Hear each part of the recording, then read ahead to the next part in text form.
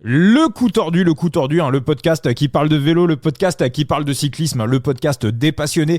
Pour les passionnés, c'est le 268e épisode du coup tordu. Alors, on enregistre cet épisode, on va faire la preview du contre-la-montre de la première étape du Tour du Pays Basque 2025 qui a lieu ce lundi 7 avril. Et on enregistre, une fois n'est pas coutume, immédiatement juste après le Tour des Flandres qui vient de s'achever sur la victoire de Tadej Pogačar. Donc on va en parler bien évidemment, et puis dans le cours de la semaine on reviendra un petit peu plus en détail sur l'actualité vélo, notamment le scandale de la Carne Pharma non sélectionnée pour la Vuelta 2025. On parlera un petit peu de tout ça tranquillement dans le cours de la semaine, mais là on est à chaud, les nerfs à vif, et il est dans la place, monsieur Thibaut alias Latib. Ça va mon Thibaut? Ça va, et pour le coup on ne va pas débriefer à tête reposée puisqu'on va débriefer à chaud.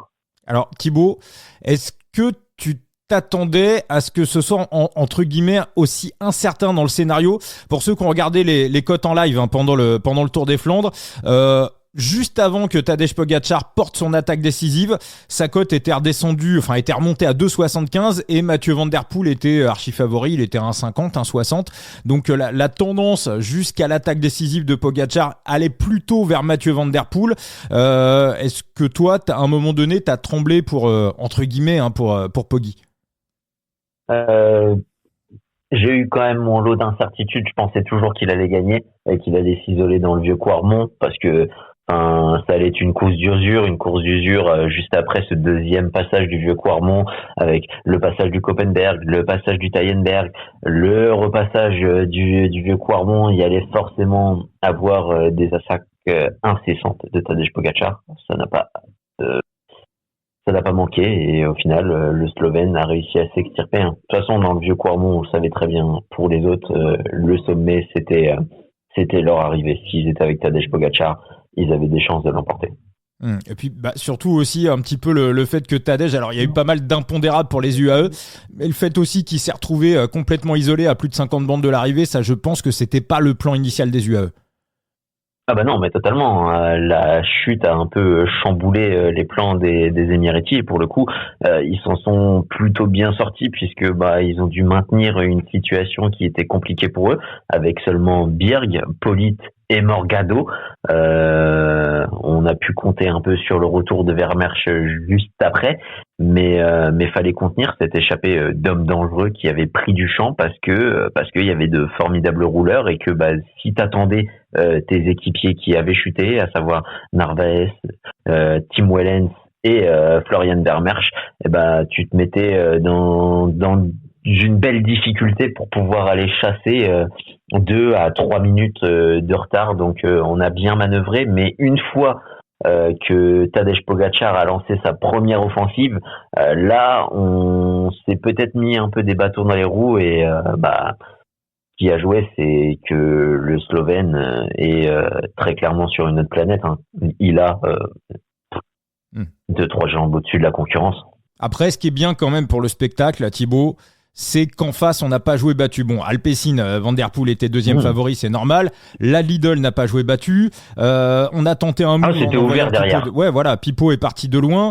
Les Visma ont absolument pas joué battu. Van Aert a relevé la tête. Donc, pour le spectacle et pour le vélo, c'est quand même bien. Ah ouais, non, mais si tu dois noter cette édition, honnêtement, elle a quand même une plutôt bonne note. Allez, sur 20, tu lui donnerais un bon 16 et demi.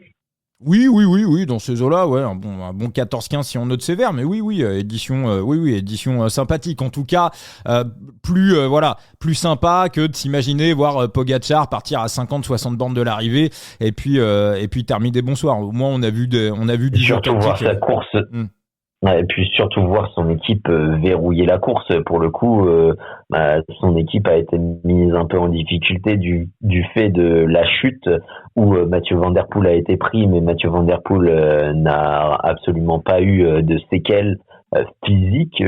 On l'a vu, il s'est relevé très vite, et puis même il n'avait pas d'aussi belles égratignures qu'un Jonathan Narvaez qui avait chuté juste avant, qu'un Tim Wellens qui est resté longtemps au sol. Donc Mathieu Van Der Poel s'en est très bien sorti, il a pu rentrer relativement assez vite grâce aux voitures, mais pour le coup, Tadej Pogačar a quand même réussi avec son équipe à maintenir une situation où la maison prenait un peu le feu. Et on va pas en parler tout de suite, on en reparlera dans le cours de la semaine, mais on a aussi de bonnes petites indications pour Paris-Roubaix dimanche prochain. On a de bonnes indications pour Paris-Roubaix dimanche prochain et surtout on a des raisons d'espérer un grand spectacle parce que au-delà d'avoir un Tadej Pogačar qui est dans une grande forme et qui sera la curiosité de ce Roubaix. On l'a déjà vu écraser les pavés à travers la Flandre et écraser les pavés plats quand des Flandriens purs prenaient, eux, le bas-côté du pavé. Lui, il prenait ce haut du pavé, donc c'est beaucoup plus compliqué. On l'a déjà vu écraser sur le Tour de France les pavés. Certes, c'est des secteurs qui sont plus simples sur le Tour de France, mais ça reste les pavés du Nord qui sont assez disjoints, qui sont assez rugueux, difficiles.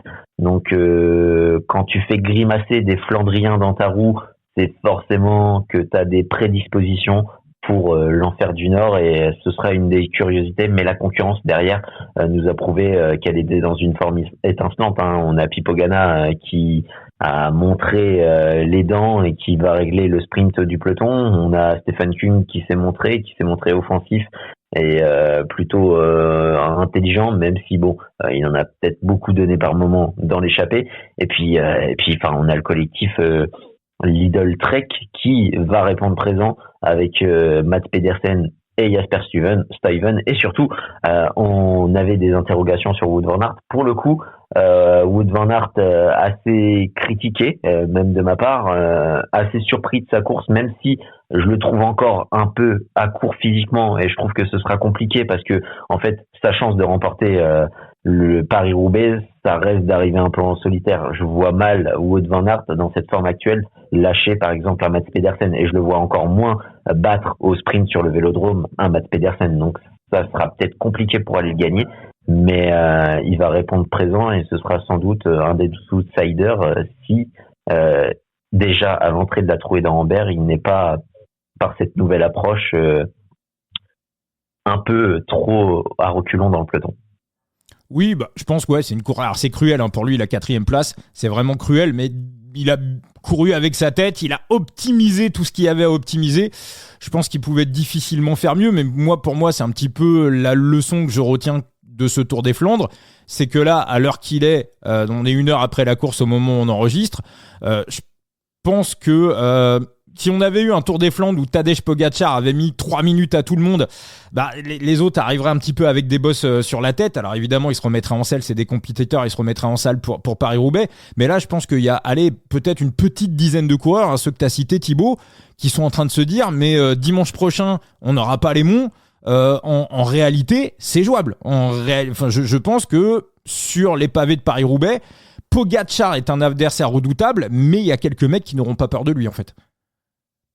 J'espère. J'espère sincèrement, mais de toute façon, il n'y a pas de raison pour certains d'avoir peur. De toute façon, dans tous les cas, c'est la course où il est le plus prenable. Mais attention quand même, il peut surprendre et puis son équipe aussi répondra présente. Donc à partir du moment où son équipe n'est pas piégée, que tu as un très grand Nils Politt, derrière tu vas avoir de très grands coéquipiers. Oula, attention au déroulé de ce Paris-Roubaix qui va être plus difficile qu'on ne le pense. Alors très rapidement, juste avant d'attaquer sur le Tour de Catalogne, je vais juste répondre j'aime bien répondre aux questions, les interrogations que je vois passer sur les réseaux sociaux. Donc il y a quelqu'un qui disait oui, c'est pas très très courageux d'aller mettre, parce qu'on a rentré, ça fait du bien quand même de rentrer un bet à un moment donné. Je rappelle que jouer avec excès comporte des risques, on ne fait pas n'importe quoi, on fait du management de bankroll bien évidemment. Et il y a quelqu'un qui me disait waouh, vachement courageux de jouer sur Tadej Pogačar. Alors je voulais juste rappeler un élément essentiel quand même. Alors vous n'êtes pas obligé de mettre de l'argent bien évidemment, mais si vous jouez de l'argent et si vous jouez contre les bookmakers, la notion de courage n'existe pas. On est courageux quand on se lève à 5h du matin pour aller nettoyer les rues, on est courageux quand on rentre dans le Bataclan pour aller soulever des terroristes, mais en matière de betting, c'est une notion qui n'existe absolument pas, c'est-à-dire il n'y a aucun courage à mettre de l'argent. Donc si vous voulez faire des paris en se disant ouais, je vais être courageux, dans ces cas-là, prenez votre carte bleue et envoyez directement un virement à Patrick Bruel ou à un mec qui gère un site de paris sportif. Donc voilà, donc vous tous à l'écoute du coup tordu, voilà. Donc ne jouez pas comme des idiots parce que voilà, pensez que faut être courageux pour faire du betting, faut être un sombre idiot pour penser de cette manière. Donc voilà, donc encore une fois, le jeu est simple. Quand il y a une value à prendre, il faut tout simplement la prendre. C'est aussi bête que ça. Et Thibaut, c'est ce qu'on va essayer de faire sur ce Tour du Pays Basque 2025. On se fait une petite preview du contre-la-montre ? On se fait une preview du contre-la-montre si tu veux. Allez, c'est parti. Tu veux que je fasse le parcours ? Oh vas-y. Moi, je suis pas contre. Allez, c'est parti. Non, un chrono de 16 bornes pour attaquer ce tour du Pays Basque. Un petit peu vallonné quand même dans la première partie. Bon, rien de transcendant non plus. Voilà, on a une petite ascension de 900 mètres au 4e kilomètre. Bon, ça, je pense que c'est uniquement pour donner un maillot du meilleur grimpeur et faire plaisir aux sponsors parce qu'en réalité, c'est plutôt un faux plat montant. C'est assez longiligne, c'est assez rectiligne. C'est clairement, comme l'a dit Enzo sur son site The Big Gear, c'est clairement un chrono pour spécialistes avec des longues lignes droites. Et au niveau de la météo, j'ai épluché les 6 radars météo qui sont quasi tous unanimes. Donc la course démarre vers 2h de l'après-midi. On a du beau temps et on aura quasiment pas de vent et ça va pas tourner. Donc c'est-à-dire que du premier au dernier, on va partir dans les mêmes conditions météorologiques. Donc même si on n'a pas encore l'ordre de passage des coureurs, en tout cas moi je l'ai pas trouvé, on peut imaginer que les équipes qui visent quelque chose au classement général vont plutôt aller placer leurs coureurs en fin de start list pour avoir des temps de référence et il y aura pas véritablement d'avantage pour les premiers partants. Est-ce que c'est un petit peu comme ça que t'as lu le truc aussi, Thibaut ? Ouais, je regarde les conditions, pas de changement de direction de vent, peut-être un vent qui se renforce, mais d'1 km/h, on passe, mais même pas d'1 km/h en fait. On passe pour le premier partant de 14h15 d'un vent de 9,5 km/h au dernier qui part à 17h22 à 10,1. Il y a aucun.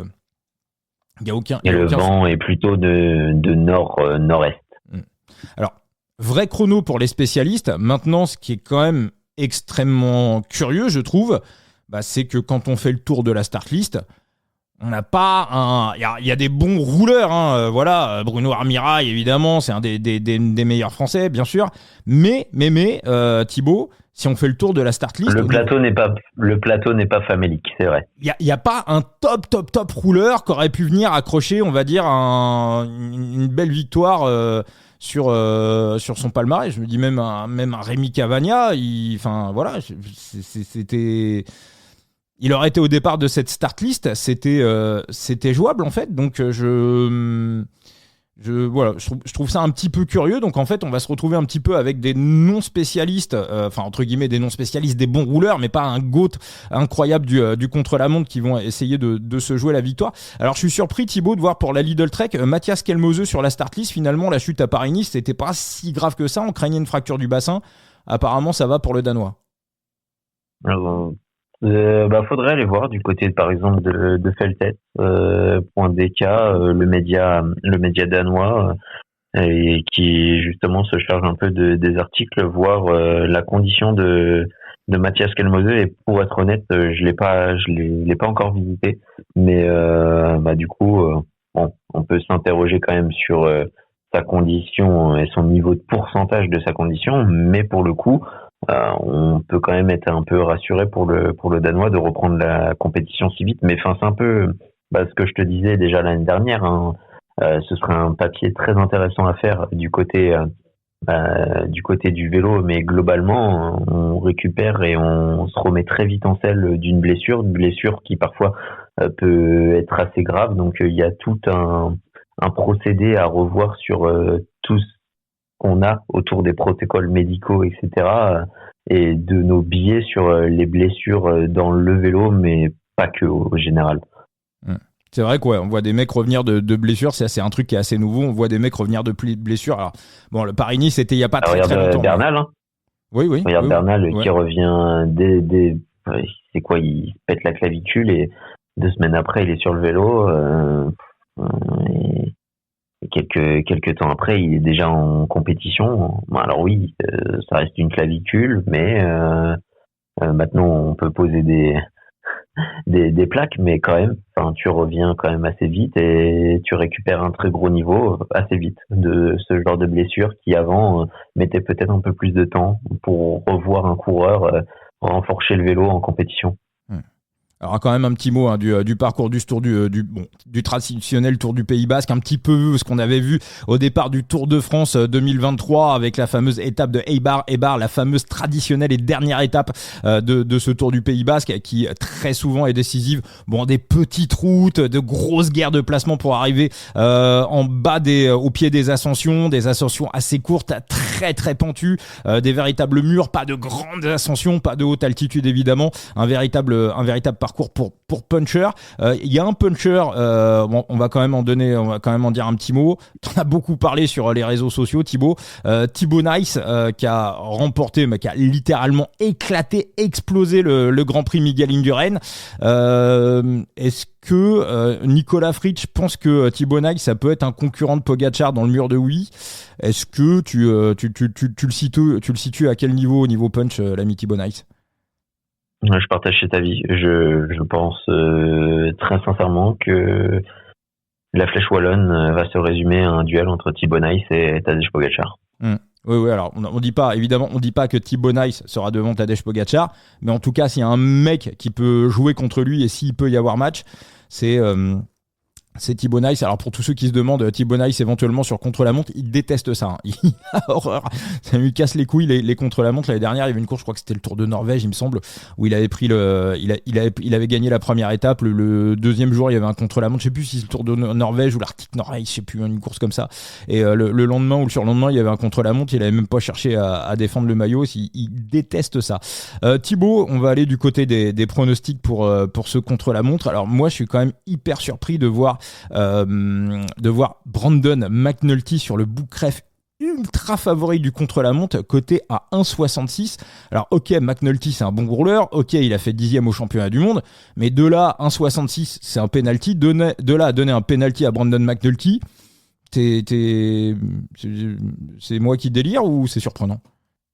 Ouais, non, je lui donnerais pas non plus un penalty. Le voir favori, oui. Je comprends. Mais le voir ultra favori, non, j'aurais peut-être un peu plus de mal. Bah ouais, parce que bon, quand même Almeida, ça roule bien. Bon, Schelmozo, on sait pas dans quel état il est, mais de base, ça roule très très bien. Et puis bon, bah il y a des bons. Ça roule bien. Il y a d'autres adversaires dans les équipes adverses. On sait que Armirail sur ce type de chrono, ça peut aller bien. Finn Fisher Black, ça roule bien. On a Dani Felipe Martinez qui fait de très bons chronos et qui nous a prouvé dès sa rentrée. C'était hier que la condition était déjà là, donc on peut l'attendre aussi sur un très bon chrono. Non, il y a du monde qui peut répondre présent pour ne citer que sans être très exhaustif. Alors toi, est-ce qu'il y a, voilà, tu t'es peut-être un petit peu penché dessus ou pas, est-ce qu'il y a un nom comme ça qui te, à la fois pronostic, à la fois pari, est-ce qu'il y a un truc qui te paraît évident ou un petit coup à jouer sur ce contre-la-montre? N'ayant regardé les cotes, je te dirais pas forcément pas forcément de bêtes, mais pour le coup, j'ai peut-être une ou deux idées. Alors, dis-nous tout, Thibaut. Est-ce que ce serait pas un bon chrono, et on le sait, il peut en lâcher certains, pour aller chercher un petit top 10, voire aller un bon top 5 au vu de la concurrence pour un gars comme Romain Grégoire, mais je me pose aussi la question surtout d'un type de chrono où Alex Aramburu peut aller chercher une place sur le podium. Eh ben écoute, c'est exactement mon idée, Thibaut. C'est exactement mon idée. Moi, j'ai deux idées sur ce contre-la-montre. Alors, je pense que Alex Aramburu, il est complètement sous les radars parce que le chrono de Tirreno, il l'a pas fait à fond. Il est à domicile, hein, voilà. On l'a déjà vu. Alors, c'était quoi rappelle-moi ce contre-la-montre où tu l'avais joué top 3. C'était sur le Dauphiné, non? Ouais, il était deuxième. Bon, après, le profil était différent, tu vois, et oui. C'était un chrono où fallait Mon explication en découlait, hein, enfin un peu troll, hein, on va pas se le cacher, mais c'était un chrono taillé pour Laurent Bourou qui nous avait déjà montré des choses, mais c'était un chrono où il fallait débrancher le cerveau et c'est beaucoup plus facile de débrancher le cerveau quand tu n'en as pas. On rappelle, hein, c'est un coureur que tu aimes autant que tu détestes. Alors Aramburu, il est à 400. Il est à 400 sur le Boukref.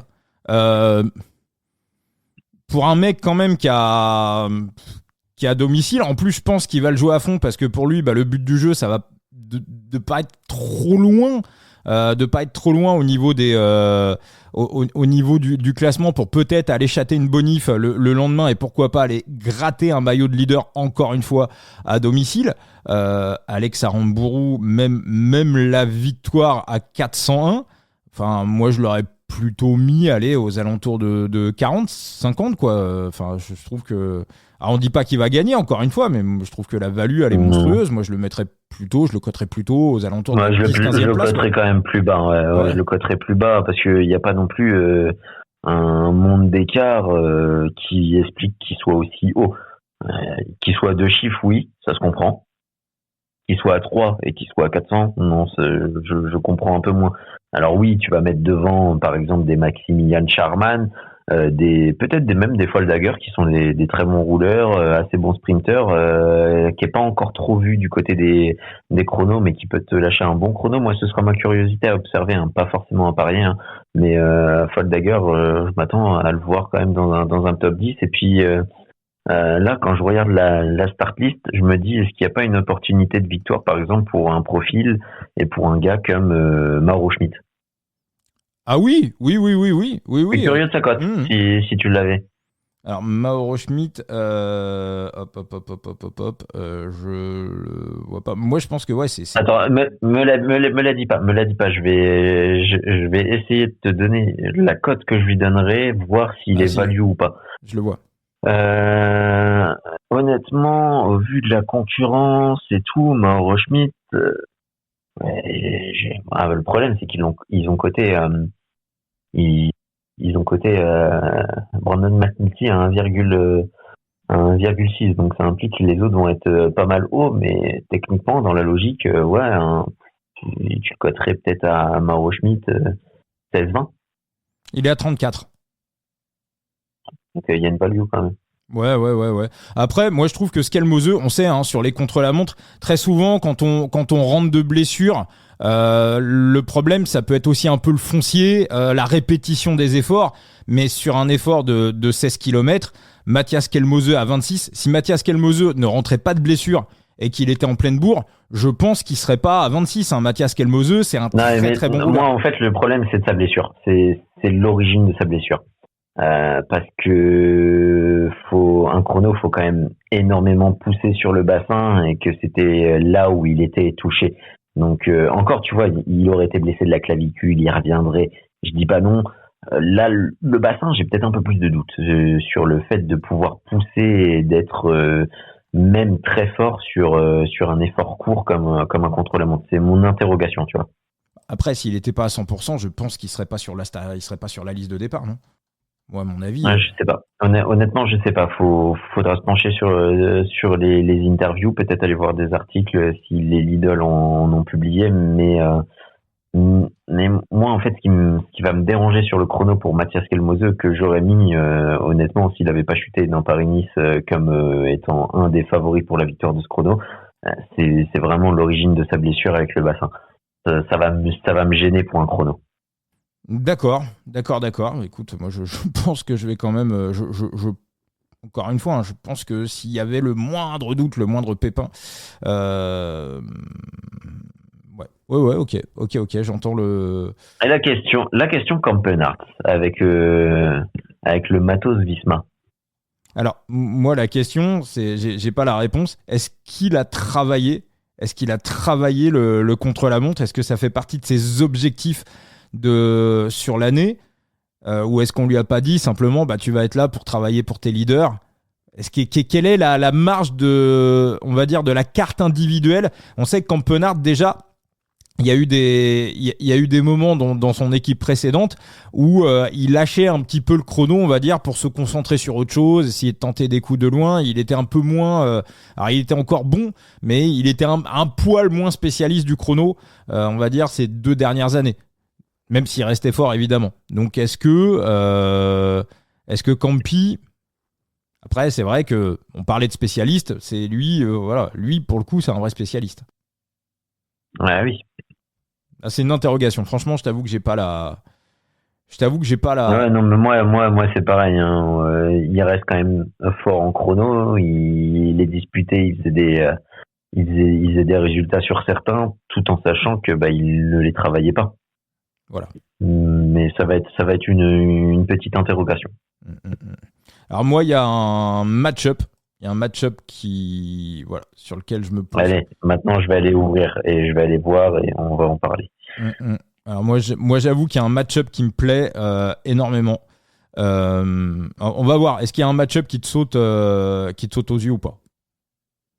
Je les regarde tous. Hein. Je les regarde tous. Il y en a déjà un qui m'a popé. Et pour le coup, il y en a peut-être même 2 au final.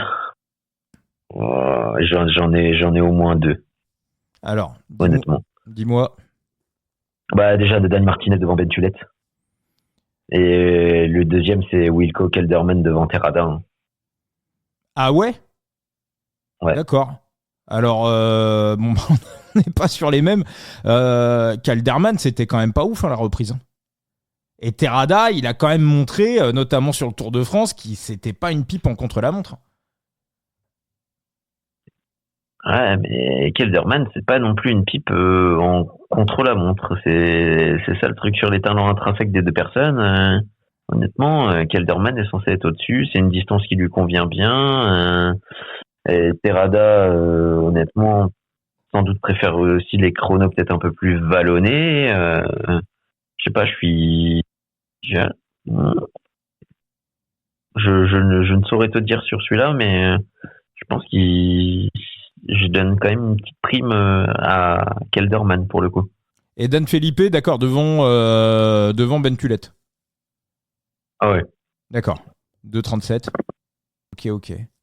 Non, moi, celui qui me fait de l'œil, alors la cote n'est pas incroyable, mais Ethan Hayter, donc contre Finn Fisher Black. Donc Finn Fisher Black, pour moi, il est top 10. Il vient pour jouer, je pense, un truc sur le classement général. Donc il vient pas, à mon avis, que pour accompagner Dan Felipe Martinez. Je pense qu'il va jouer sa carte et il va pas lâcher jusqu'à ce qu'il peut. Il va faire ce qu'il peut. Hayter, c'est une véritable interrogation depuis qu'il est arrivé à la Soudal. J'ai cherché quelques interviews, même lui reconnaît que ça va pas. Son entraîneur, pareil, hein, les mecs qui le gèrent, donc voilà, ils disent qu'ils ont confiance, qu'ils vont le remettre sur pied, mais pour l'instant, son début de saison est quand même complètement dégueulasse. Alors ça se trouve, il va se réveiller ce lundi et je vais passer pour un connard, mais Finn Fisher Black, je le vois plutôt top 10, et Ethan Hayter, je serais même pas surpris qu'il soit au-delà de la 50e place en fait. Donc Fisher Black devant, je suis très surpris des cotations, même Général Hayter qui est 3e ou 4e favori de l'étape. À la vue de son début de saison, je suis extrêmement surpris des cotes de Ethan Hayter qui encore une fois n'a absolument rien montré depuis le début de la saison. Je vois pas un demi-signal qui me ferait dire qu'il va se remettre en piste. Alors ça se trouve, on sait jamais, hein. Mais 1,66, ça me paraît bon à prendre. Ouais, pourquoi pas. Après... Tu penses qu'il peut se réveiller, toi? Qui m'a sauté sur un chrono, sur les sprints, il était un peu plus décevant. Ça, c'est vraiment la question du physique avec Ethan Hayter, la confiance dans un peloton sur une étape en ligne, ouais. Là, il a déjà fait un chrono cette année. C'est vrai que de toute façon, dans tous les cas, intrinsèquement sur les qualités, les deux se valent. Donc avec la confiance, la forme, théoriquement, tu vas vers Finn Fisher Black, ça c'est sûr. Alors après, ah ouais, j'avais l'impression qu'Hater avait déjà fait un chrono cette année. Non, en fait, il a pas fait de chrono cette année. Donc effectivement, ouais, non, t'as raison, le pic est pas forcément Le pic est pas forcément idéal. Je sais pas pourquoi, dans ma tête, il avait fait le chrono sur l'UAE Tour. Et non, en fait, il était pas sur le... Non, il y a pas... Ouais, c'est vrai que cette année, il n'y a pas de référence en contre-la-montre. Et l'année dernière... Ouais. Bah, il suffit que... Ouais, bon, il y avait le contre-la-montre du Tour de Suisse, où il fait... le dernier où il fait 125e, et c'est normal, c'était en côte. Et ouais, le chrono, le prologue... Non, en fait, mauvaise idée. Très mauvaise idée, oubliez ce bet. Voilà. Oubliez ce bet que je vais pas prendre. Et ok Thibaut, bah écoute, on va passer au prono. Donc voilà, prono et pari. Alors voilà, il y avait on va bien faire la distinction entre les deux. Donc Thibaut, dis-nous ce que tu penses de cette première étape du Tour du Pays Basque. Eh ben, on va essayer de donner un podium. Et on va partir sur une victoire de Mauro Schmid devant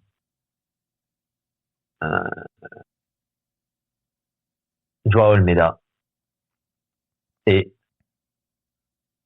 en troisième, on va tenter Aramburu, un podium totalement what the fuck. S'il y avait un... Et pour le coup, on va se retrouver avec une victoire de Joao Almeida devant Brandon McNulty et un truc à la con. Et quoi, du coup, tu me disais? Et en Paris? En Paris, au vu de ce que tu m'as dit au niveau des cotes, je pense que je prendrais bien Alex Aramburu podium. D'accord. Et si les top 10 sont ouverts, un top 10, ça y va tous les jours. Hein. Bah, moi, ça sera la même chose. Il y aura le podium. Ça sera exactement ça. Ça sera le podium. Alors, voilà. Bah, vu qu'on va le donner dans le podcast et que les podiums sont pas encore sortis et que les books sont assez malins, parce que désormais ils vous donnent les podiums très très tard, ils ajustent les podiums en fonction des sorties de cote. Donc là on pourrait se dire, on enregistre le podcast, la cote victoire sur le Bookref est à 400, donc voilà, bon bah la cote victoire elle va être rabotée à peut-être à 100, 150, peut-être même 80, donc je pense qu'on va se retrouver avec une cote podium aux alentours de 20, 25 et peut-être même peut-être pas quand même.